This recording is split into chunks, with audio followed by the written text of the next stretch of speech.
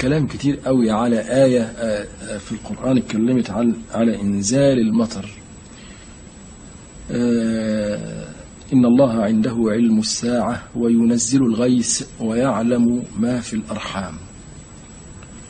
كتير قوي اتكلموا قالوا طب ازاي؟ طب ما احنا كمان بنقدر نعرف ما في الأرحام دلوقتي. الطب بيقدر يعرف حكاية ان ده المولود هيجي ذكر او يجي ذكر او يجي أنثى.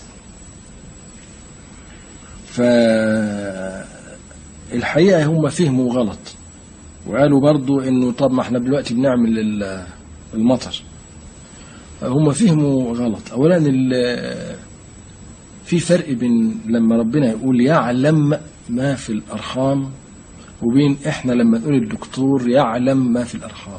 فرق كبير خالص، لأن أولا علم ربنا علم شمولي إحاطي. يعني لما ربنا يقول يعلم ما في الأرحام يعني يعلم ان اللي في الرحم هنا مش بس ذكر، لا، ده يعلم ان اللي في الرحم هنا هتلر اللي هيطلع ويقوم ويعمل حرب عالمية ويخرب ويغزو بولندا والنازية ويسجن ويعذب ويعتقل وبعدين آخر يضرب نفسه بالرصاص أو يحرق نفسه. كل هذا العلم الشمولي هو ده العلم الإلهي. إنما يكون الدكتور يحط كده السماعة يقول ده هنا ذكر، ده علم جزئي بسيط خالص.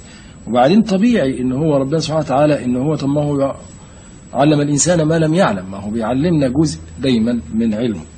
إنما تظل العلم الشمولي الكامل علم الله. وما فيش حد طبعا لغاية دلوقتي لا دكتور ولا فلكي ولا يقدر يحط إيده على رحم واحدة يقول والله ده هنا طالع هولاكو أو هنا طالع واحد هيعمل ويسوي ويقول بقى بالتفصيل تاريخ كامل له.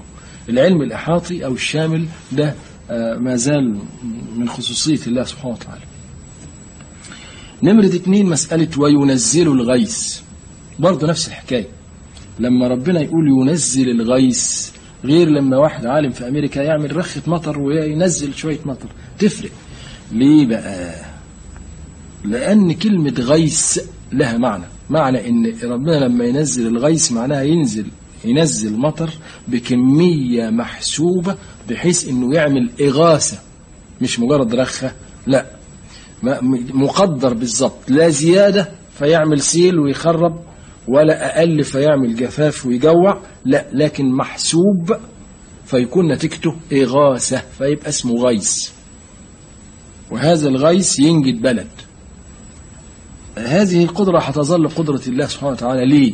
لأن كلمة غيث تشترط فيها انضباط وإحكام بالكمية المطلوبة بالضبط على قد الناس والبهائم والحقول والمزروعات محسوبة، ومحدش يقدر عنده الحسابات دي كلها إلا ربنا سبحانه وتعالى. فبرضه دي نتفهمت غلط. وبعدين أنا عاوز أقول إن الله سبحانه وتعالى لا يمتنع عليه إعطاء العلم، ما هو دايما بيدي علم، النبي بيقول لا يطلع على غيبه أحدا إلا من ارتضى من رسول. يعني حتى الغيب ربنا استثنى فيه وقال أنا حدي بعض الغيب لرسلي. فما بال مسائل الشهادة والمطر والأرحام والحاجات دي من علوم الشهادة، يعني علوم متاحة وربنا بيدي منها بقدر. فدي علم الإنسان ما لم يعلم، دي يعني صفة الله المربي سبحانه وتعالى. ثم هم نسيوا إن الآية فيها انضباط غريب قوي، لأن لما تقراها كلها يقول إن الله عنده علم الساعة. يعني العلم اللي اتصف بالعندية إن هو عنده، اللي هو محظور علينا كلنا لأنه عنده، هو علم الساعة. الباقي ما قالش عنده بقى. لما جه قال الغيث والأرحام ما قالش عنده، لا، قال وينزل الغيث ويعلم ما في الأرحام. العندية اختصت بس بمسألة الساعة، قال إن الله عنده علم الساعة، فده بقى اللي عنده ومش عندنا ومش هيكون. دي خصوصية حظرها على الناس وأعطى هذه الخصوصية لنفسه، إن الله عنده علم الساعة. الباقي ما قالش عليهم عنده بقى، الباقي قال وينزل الغيث ويعلم ما في الأرحام. فدي برضو نقطة فاتت على اللي فهموا الآية، إن في جزء من المعلومات بتاع الآية لها خصوصية ربنا حظرها على الناس وقال عنده بس، إنما الباقي الله يعلم منه ما شاء، يعطي من علمه في الباقي بقى ما يشاء لمن يشاء. في كمان آية يعني خاصة